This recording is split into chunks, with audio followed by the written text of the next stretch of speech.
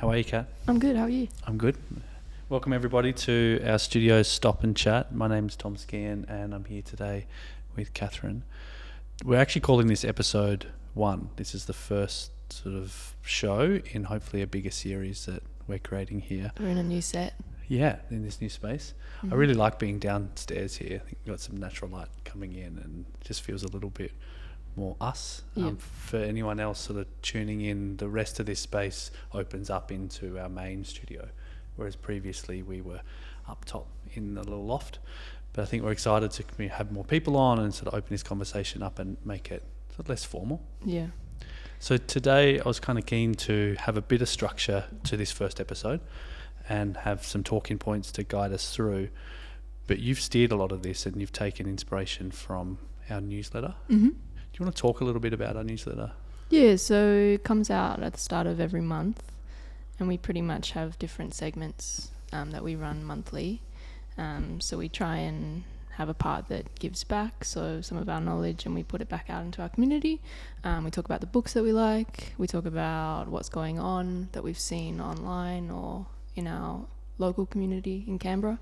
And then we talk about if we're launching something or anything exciting that's coming out of the studio.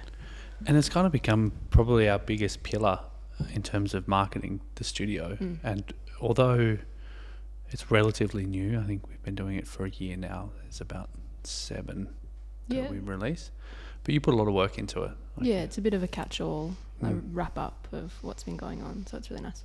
So I think there's an opportunity then to take all of that, the stuff that we're talking about each week here, and then just slow down and spend some time capturing this now. I have this sort of feeling that these sort of conversations happen in these silos in a lot of creative studios, and it's great when you're in them if you work in that business or if you're connected to that, but then you're not really part of what other businesses are doing. And like, I know the way that we sit down and talk on our lunch breaks or going through a project or meeting with a client, those conversations are, I think, really healthy and allow all of us to level up and grow.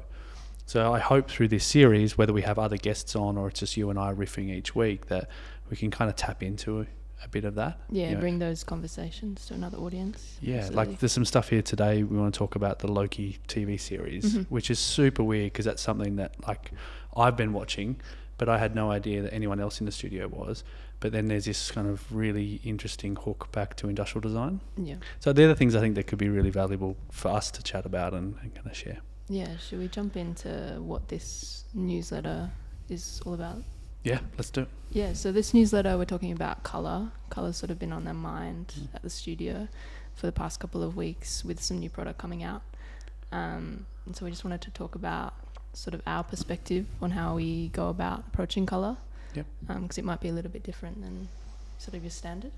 Yeah, colour I think is something that I've been really trying to level up and build as something that our studio's known for.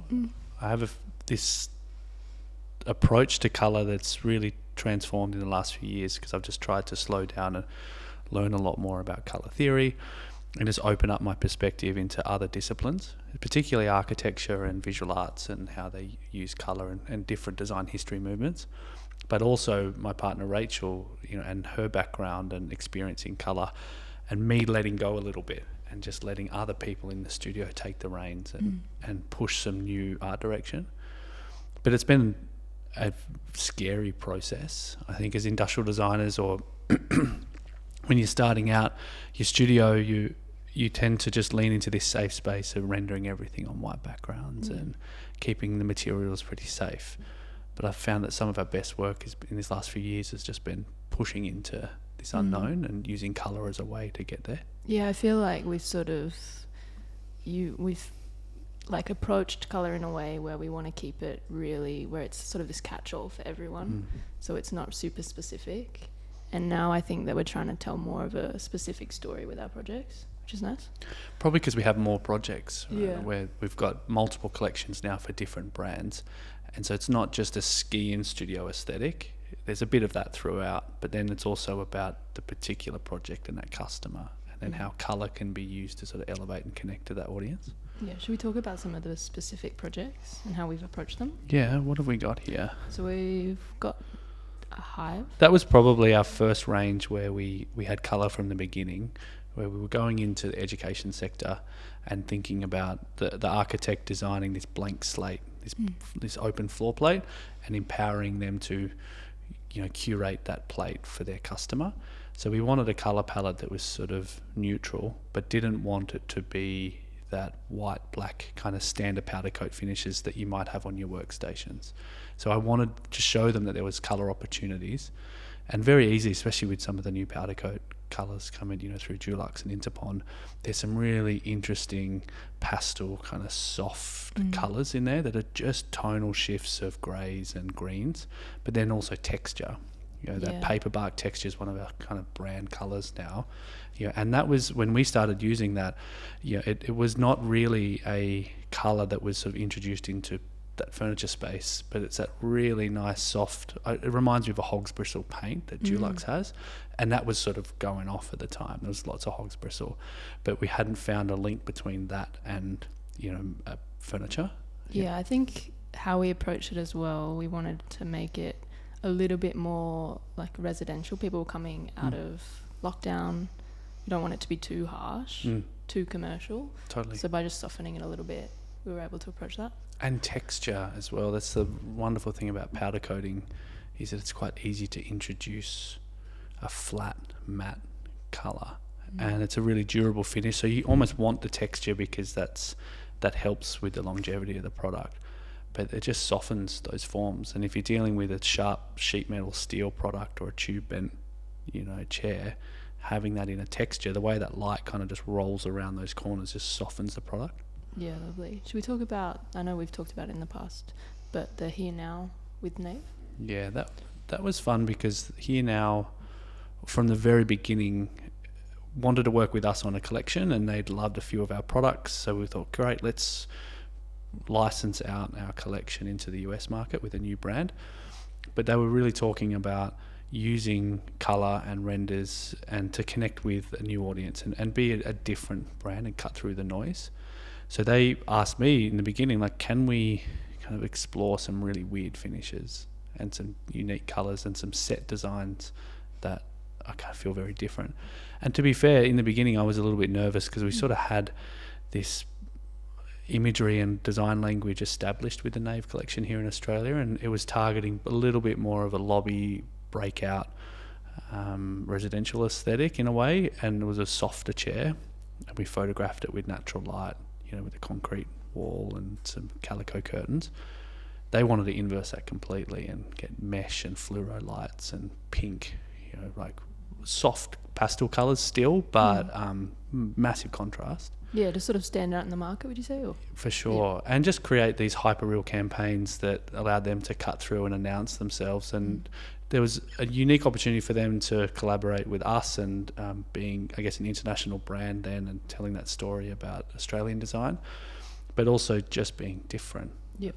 But not doing anything that wouldn't fit the product. And that's what I like. They saw our collection through a different lens, where they're like, this is an awesome sheet metal shelving system like this one we got behind us.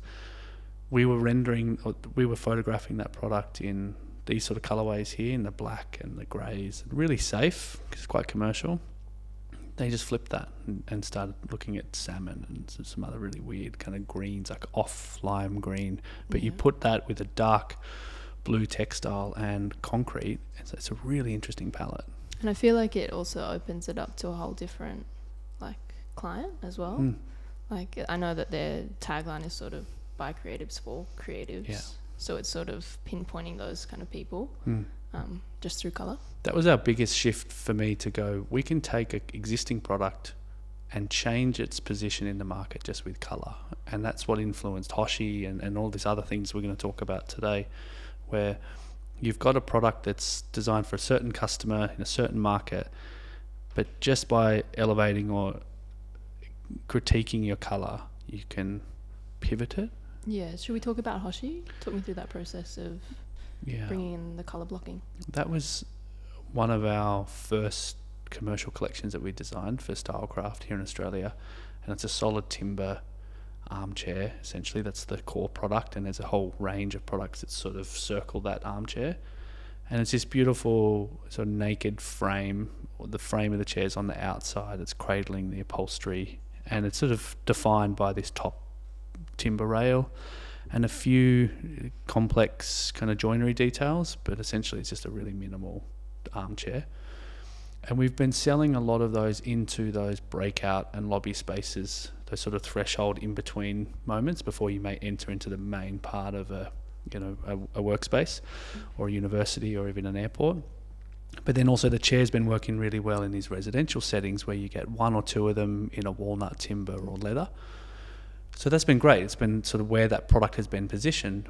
But then we're sort of interested in giving some new life to that range and going, okay, this chair still has a lot of potential, especially if we think about new fabrics and colour and a different audience. Okay, what if we empower an architect or a homeowner to lean into colour? This chair's kind of perfect for that, where it's already a hero piece in a little moment in a room, but you're probably only going to have one or two of them in that setting. So let it be like that anchor to bring in all of these other elements.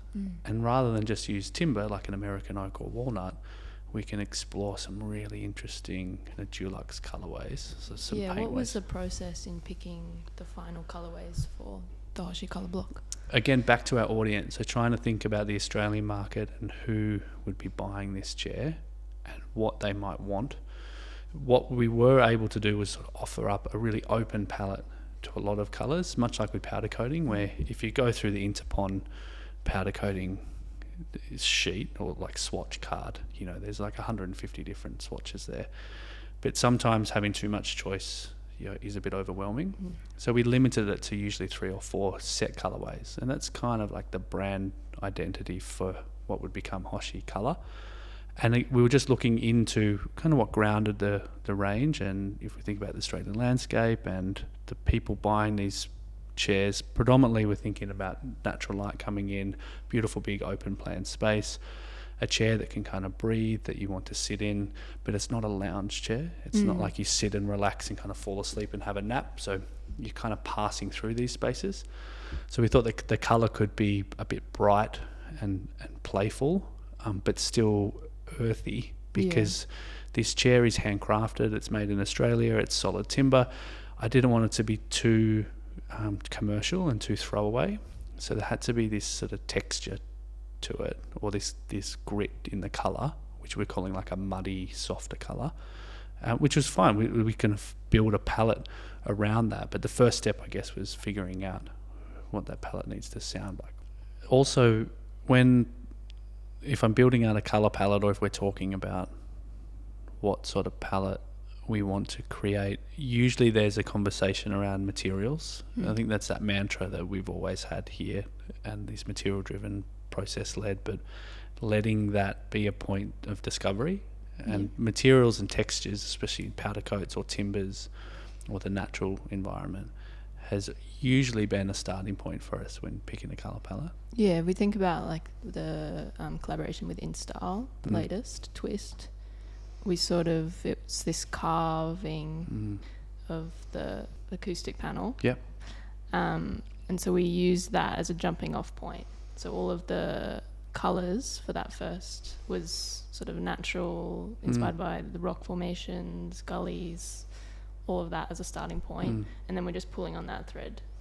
Yeah, I like that. And I remember when you were working on that project that a lot of your prototyping, before we even had the acoustic panels, which are cut on a machine and it's sort of computer controlled, all of those early models were you carving like into leather and vinyl and creating these reliefs into lino.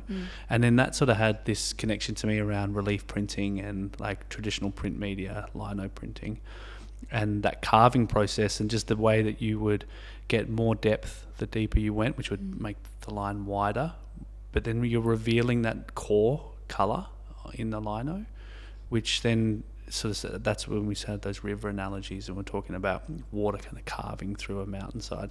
So all of our mood boards had this gritty, natural, like beautiful topographical images of like rivers and canals and moss and rocks. So I think that's what ended up becoming the colour for that range, because it was sort of part of the collection. I don't know if we would have picked those colours from the beginning for, like, it didn't go in that order, where normally you might go, okay, it's an acoustic wall panel, let's start with our colour and then design a print into it. We actually went the other way. Yeah, so last year for our Christmas gift, we made some coffee with Barrio, who's a Canberra roaster. And then we did a bit of a packaging design for that. Now our standard brand colour's definitely the black.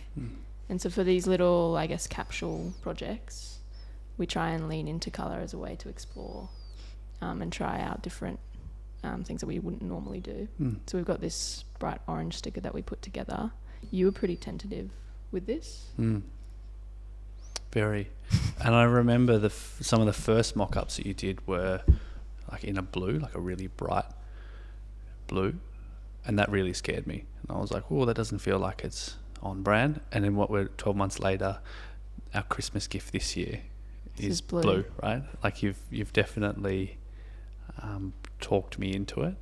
But I think it's about this understanding of how colour is part of our brand, and although we do have this sort of strong minimalist black, kind of very crisp and considered aesthetic, we from the very beginning knew that colour was going to have to be a way to help define us in the market, not just from our photo shoots and our furniture, but from all the other brand touch points. Yeah, showing our personality as well. Yeah. In a fun way. An experience. Like, I think once you get to a level, I think as a studio or in your career, where you start to just learn more and level up, and you learn more about colour and its opportunities. And it's definitely been that last piece of the puzzle, I think, for me and my own practice, is being confident in using colour and taking some risk. And when it comes to things like this is just a great space to play and experiment. And that's what I've really loved about these other projects, where, you know, we do packaging design and we help with, you know, brand identity and like art direction for brands that we work with. But this is our own studio, and we can be a bit silly and take some risks, but see how it lands. Yeah. How would you say that you back up your colour choices? So say you've got a client and you're putting these palettes forward. Obviously, colour can be a scary topic. Yeah. How would you say that you could back up? It's much easier for a client, I find, because often in that journey to create the product, whatever we've designed, we've spent a lot of time understanding their customer and their audience. So you're looking at competitors in that space. You're looking at what other things influence that person, their clothing, their cars, their wallet, you know, what coffee they drink, you know, how they present themselves. That's starting to build a palette already. And so if you know where your product's going to be positioned, that helps you sort of define a bit of a direction.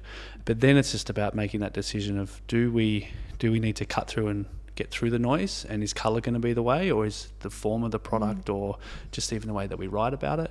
And each of those are little levers that you can kind of decide to pull. And then early on for our studio, we played that really safe, because I don't think I was confident enough in our understanding of colour.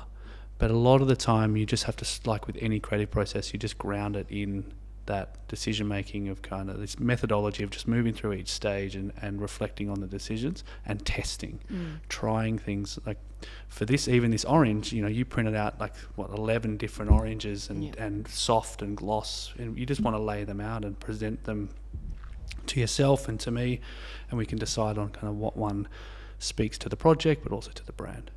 Alrighty, should we talk about the book that we've been reading this month? Yeah, I'd love to. So this month's book is 250 Things an Architect Should Know by Michael Sorkin. You actually gifted this to me for Christmas. Yeah. So we've both read it. I'd love for you to talk a little bit about it. This is totally one of my favourite books, and one that I keep in my bag, especially when I'm travelling. It's a really nice, slow, curious, meditative book. There's a few things in here that like totally go way over my head, but I like that because it just forces me to actually think a little bit and to do a little bit of research. But to kick it off, like the first point, number one, the feel of cool marble under bare feet. So you can kind of see where this book is going. Like, it's actually not so much specifically about what an architect should know, but really what you should care about and think about. There's a couple more. How to lay bricks. I love that. super practical. How to ride a bicycle, the slope of a handicap ramp, perspective by hand, sentence structure. It gets you thinking on what an industrial designer should know or a furniture designer should know. Like, what's your version of that? Yeah, and at the time I didn't know Michael Sorkin's work, and he'd passed away, and I found out about this book from his daughter, who might have even been on Core 77. There was an article there. She was talking about his career, and he's this amazing architect and critic and writer. And this was his last work, and it hadn't even been published yet. And I think it was just a really beautiful reflection, I think, of him in his career and everything that he'd seen. And I love that if I can go through this book over a few years, and if I can actually know these 250 things, even at a glance, I think that's going to make me a more rounded creative and person. And there's some really curious little moments in this book. And I think it's just a nice way, if we think about books that we gift to people, so many of them are business focused and marketing, or it's a history on a particular movement or a person.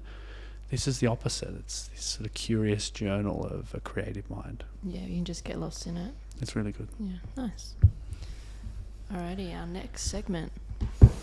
What do we got?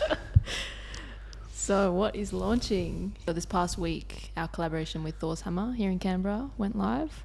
So our Sprout coat rack. Yep. Do you want to talk a little bit about that project? Super fun project for us because it's hyper local. We don't actually get to work with many brands here in Canberra. And we've known about Thor and sort of followed his journey as his company's grown, and he's doing some amazing work. But we never had found, I guess, a way to work together. For a long time there, I was hoping that there'd be opportunities for manufacturing because he uses so much sustainably sourced materials and timber, and he's got an amazing workshop and this beautiful legacy of craft and woodworking.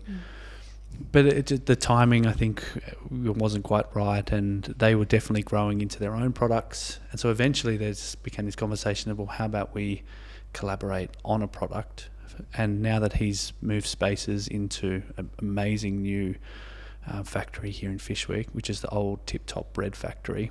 It's a beautiful Canberra, like iconic Canberra building that he's just had this really light touch and opened a gallery and this sort of open plan workshop and really wonderful kind of front end point of sale where you can learn about different timber species and sit in the products. So it's this great space that I just really connected with. And so I could tell that Thor's was going in this direction where they were just investing back into Canberra and back into equipment, which is where this project started, called Thinking Small. And it was an approach to creating some small objects with a collection of designers here in Australia or in Canberra that could offer a different point of entry for product for his customers. So predominantly he's selling a lot of recycled timber as well as tables and chairs and bigger joinery items, a lot of custom products, but not necessarily small entry-level pieces. And we're coming into Christmas, and what's really cool is that they've invested in a new 5-axis CNC, which is pretty epic for Canberra. If I remember even 10 years ago, there was only one in Australia. For those of you who don't know, again, what is a 5-axis CNC? So a 5-axis CNC is like a computer numeric controlled machine. That's the CNC part. So that's pretty much any machine that's controlled by a computer. And essentially it's a router bit, a cutting head that can move in 5 different axes. So normally, like what a lot of kitchen companies have, or the entry-level CNC, is a 3-axis. So it can move in this direction, and up and down. That's great for cutting panels and kitchens, but quite often with joinery or chairs, there's this other complex sort of movement that's required to get to different positions to create, more detailed joints. And there was a few companies in Australia buying into CNCs, and we'd been working with EvoStyle for a long time in Sydney, but there wasn't opportunity to kind of use them here in Canberra. And Thor's in the last few years have invested in one for a number of reasons, and it wasn't necessarily to start manufacturing these kind of products. It was to help with a lot of their other projects, their tables and their doors. But it was really exciting because that machine, from a automation perspective and tolerances and just being able to repeat complex parts economically, kind of opens up a lot of opportunities for product. So when Thor said to come in and offer, I guess, an opportunity to design a collection, we just jumped straight on it because I didn't really know what a product would be yet, but I just knew I wanted to work with that company. So does the Sprout use the 5-axis? It does, yeah. And to be fair, that the product we designed could be made without a 5-axis, and there's still opportunity for that to be done in a traditional way with jigs and, you know, on a spindle molder. But it lends itself to 5-axis machining and also off-cut parts. So one of the parameters of the brief from Thor's was to use off-cut components of long timbers that wouldn't work in, say, a long table, but they're great for other objects. So if you look at our Sprout coat stand, there's these little leaves that come out that essentially are the hook that hold on the jacket. Each of those nest beautifully into a 150 by 45 board, kind of on an angle. And so we can create a batch of those from a small section of timber, and each one of those then pairs up with a stem, you know, which is also kind of designed to sit inside an economical dimension of timber. Yeah, I found the process watching you do it with Thor was really quick. Can you talk a little bit about collaborating with someone just up the road? Yeah, again, super new for us. Normally we're dealing with brands interstate or overseas, and then those brands have manufacturing partners, so you sort of got this chain of conversation that takes months. The cool thing about working with something hyper local with a brand that also is a manufacturer, we could iterate really quickly. So we went from pitching, and you and I went over and pitched and had a chat and kind of locked in a few details, came back here, made a few models, updated our CAD, pushed that back to Thor's team. Within a week, we were back there reviewing a full one-to-one sample and testing its stability and like looking at different grain directions and almost starting to sign off on the engineering and go, okay, are the proportions right? That was within a week. And he was making changes while we were there. Yeah, and text messaging me going, hey, and then I could write back to the text message and be like, oh yeah, I'll come around. And so that afternoon I'd leave the studio and just lap through, past the workshop, have a quick chat with Thor, take some photos myself. So within 2 or 3 weeks, we'd sort of achieved what you might in 3 months. If you can imagine a trip that we would have to go on to the US or an overnight stay in Sydney to then bring something back here, review that. You know, mind you, it was a relatively straightforward product and it was suited to his processes, but they were so invested in it and they wanted it to work that it happened really quickly. Yeah, lovely. Should we move on to the last segment? Sure.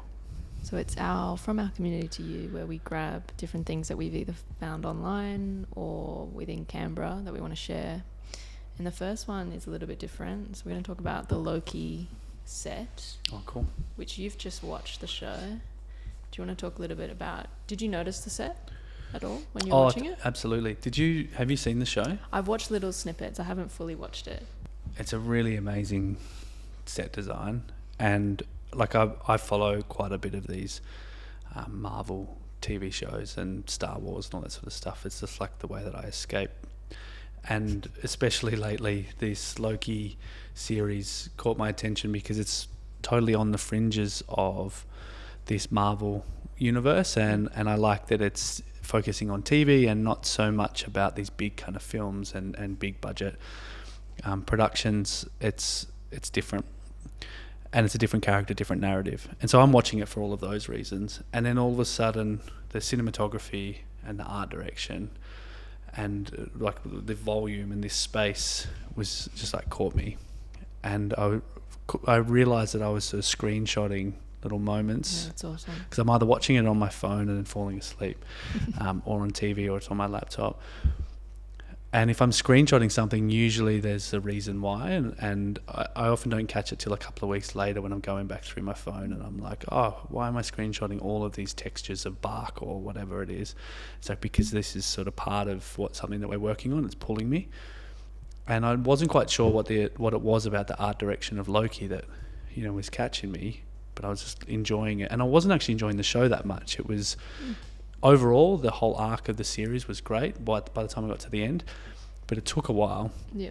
And I really had to kind of push myself to watch it. But it was what was bringing me back was the set design, and that doesn't often happen to me with shows. And then what was rad, and you told me about this. Yeah. You were like, "Oh, have you seen Loki?" And I was like, "Yeah, dude, I've seen Loki. Why? Are you watching it?" And you're like, "No, there was an article on Core 77." And I was like, "What?" And so I get on the Core 77, and it's Rain Node, like the editor of Core 77, who's just kind of like an icon in our industry and an amazing writer. But he was geeking out on as well, and he'd managed to find out that the set designer was an ex-industrial designer. Mm. Anyway, we got there. This is like my long-winded rant about how dope Loki is. Yeah, so he talks about how it's all like modernist inspired. Yeah. And so he's just pulled all of these details, and every scene you can kind of pick up on little bits, little references that he's made. Yeah, like it's so interesting. It's a one-to-one set. Like it's all built. It's not much of it is digital, so it's just really analog. Yeah. But there's a lot of product in it, and these little Easter eggs of really great iconic product, but it's very eclectic.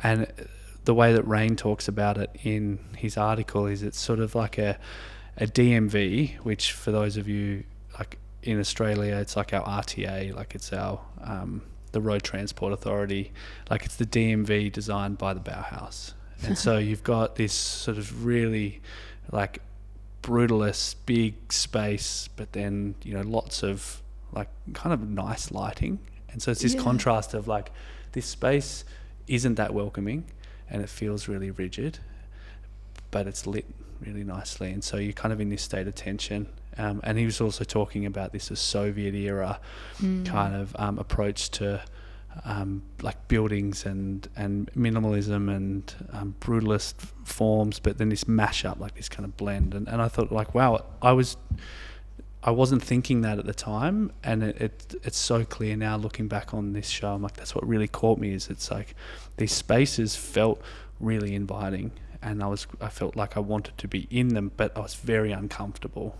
Yeah. Which talks to the bigger message in the story, like the TVA, which is part of the time variant authority. You know, they're this capitalist sort of hierarchical like entity that's controlling everything, and so the architecture talks to the narrative of the whole show, and the lighting, and you knew exactly where you were in that universe once you step into that set. And what's cool is like about Kazra Farhani is that from an industrial design background, I think went through Art Centre, went into Hollywood and started working in set design.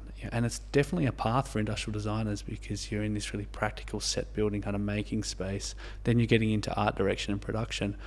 And if you look at his website, some of my favorite films, you know, even to Star Trek movies, like the new ones, he's kind of had touch points in all of these films. And I can start to see a language and approach that's so grounded in history. And by watching Loki, you're almost watching like a 20th century history of design. Watch it. It's cool. And like they spend time in the set because the props are part of the context of telling the story. And I think that's really intelligent, where I think anyone else that doesn't have that empathy for design and design history and connecting these dots, positioning the TVA or the Loki series at a particular point in time, it was very intelligent. And even for me as a designer, I was being influenced by this show, but I couldn't quite put a finger on it. Yeah. But Rain from Core 77 like captured it beautifully and just wrote this awesome article on how this show is sort of deliberately positioned. Yeah, it was great. Yeah, I feel like we watch so many movies, so many TV shows, and it's all at such a high bar nowadays that when anything stands out, it's like, oh, it's extra totally good. Yeah. You know what I mean? Man, we could do a whole series on TV shows. Yeah. The Mandalorian was filmed in what they call the volume, and it's this 360 pocket. And it's a little bit limiting. Like if you look at the set, and maybe we can edit this out because this is kind of super geeky movie talk. Is this our niche? But the volume's really cool because it's this small set that you walk onto, but the tech involved is that the cameras track to the background and move with it. So as the director's moving the camera and the actors are moving through, so they're walking across this long desert, it's moving with the camera and the background's moving as well. So you can create these amazing, detailed, real environments without a green screen or a blue screen. Because with a blue screen, you'll often get this splashback of colour wrapping around the actors. And in The Mandalorian, they had these big shiny helmets on. And so the blue screen's not going to work. So this volume was rad, and it was developed, for this program, but it's kind of now become the staple for TV shows because it's so much more economical. A little bit limiting. You can kind of pick it in some sets where you can tell that they're not moving into another environment because they're limited by this volume. Yeah. But unlike with Loki, which I thought Loki was filmed in a volume as well, it's not. It's all practical. And they've got these sets, they've built these amazing kind of eclectic. Reminds me of Wes Anderson. Totally. Where everything's lined up and they build an entire world. Yeah. Where the tiniest little things in the background has been planned. Yeah. Which I love. I used to live with a guy, a set designer, and he was on the continuity team, and his job was just to make sure that between takes that the shots were consistent. And so he had a very limited niche role, and it was mainly around I think he called it touch point props that people interacted with. So for example, if we're drinking this cup of coffee, that the water level stays at the right amount, so that when you cut back to me and to you, so quite often you might film your set and then film mine, but then a week later we might come back 6 months later and actually do the other part of your angle.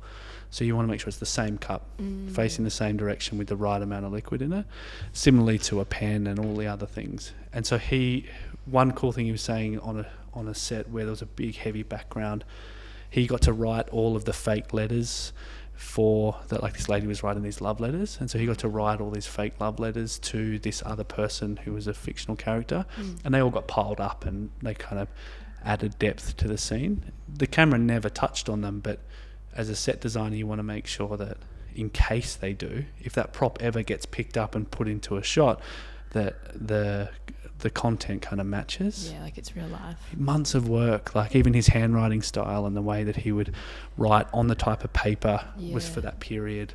These tiny little details that go into set design. I was reading about the graphic designer that Wes Anderson works with. Yeah. And it's her entire practice is that she's created this language for him. Cool. And so she does all of if you see any letters or anything, it's all been designed by her. Wow. And have they worked together? And they've worked together for all of his films. Oh, that's awesome. Yeah. I didn't know that at all. So she kind of curated that language that's now so synonymous with... Oh, his typography and even, just the way that they present type. And I just assumed it was him. And probably similarly to Loki, where I was who is it on this Disney team that's doing this? Do you want to talk about the DIA article that just came out on Yellow Trace? Yeah. Because you're actually in it. That was nice to be asked to talk a bit about the DIA. I think quite often it doesn't get a lot of press. I think if you're in the industry and you're aware of the Design Institute of Australia, you get it, you know what it does, and you're maybe a member and you're getting a lot of their communication.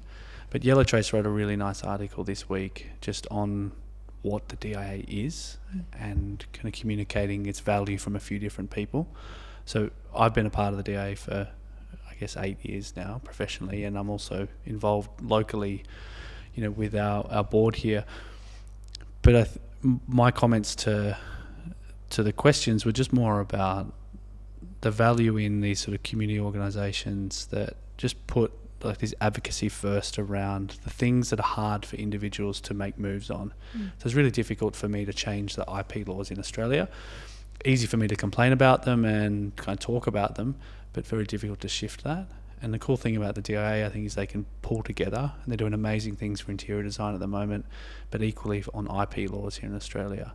So I just wanted to put a bit of a spotlight on that article from Yellow Trace and talk about Dana's commitment to Australian design, but particularly on organisations like the DIA that maybe don't get enough press. Yeah, we might link them down.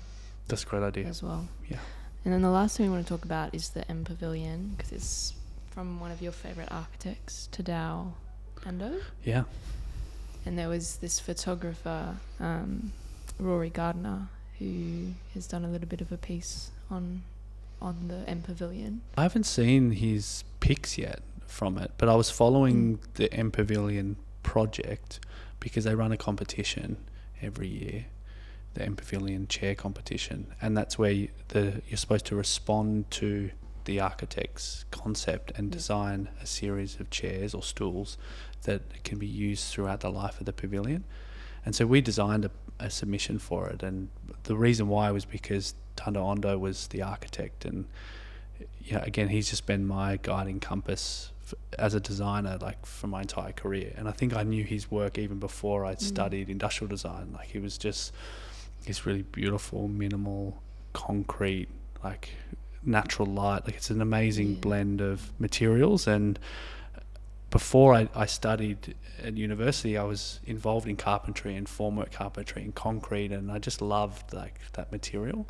And so I was noticing a lot of that built environment, especially in cast concrete. And so my early, what was it before Pinterest? What is it called? Tumblr. Yeah, so like my early Tumblrs were all like Tadao Ando buildings before I even knew who he was. And often they're just these photos of beautiful monolithic concrete forms with natural light kind of coming through and blending that beautiful kind of landscape through the indoors and outdoors, and really amazing architecture. What I like about this project is that not only is the M Pavilion collaborating with like a famous architect, but then they're giving like a local opportunity for often an architecture firm, or in our case, like an industrial design studio, to respond with a furniture sort of insertion. But it's a really tight brief. There's a price restriction, but also a response to Tadao Ando's project, but it hasn't been created yet, so you're kind of understanding his conceptual process and the way that he's pitched in to them and what will be built, and then we respond with a furniture piece. And the one that won it, I think it's Davidev, yeah, and it was great. Like, it was this really beautiful minimal timber stool that had this soft scallop out of the top and this seam, across the middle. And so there was all these little moments between these sort of elements of pine coming together. But it was really economical in the way that it was designed. And softening the concrete. Yeah, and it definitely had this Ando feel to it, like the forms did. But then the timber was nice and soft, and there was this big circular form pressed into the top, which reflected like kind of the actual pavilion. And then on Instagram, I saw this great clip on the weekend of people in the space, because there was this beautiful water treatment that kind of came flush with that ground plane. And it's this really interesting infinite sort of water plane and then ground. But the stools were brought right up to the edge of the water, and people were walking and splashing in it, and water was getting on the stools, and everything was kind of really fluid and being moved around. And like, I loved seeing that come full circle, where you've got another studio responding to Tadao Ando's pavilion, but then it actually exists. It's not just a render. It's like people are using these products and playing with them. Yeah, lovely. That's a really good note to end on, I think. Yeah. Going to wrap it up? Yeah, let's wrap it up. Thanks, Kat.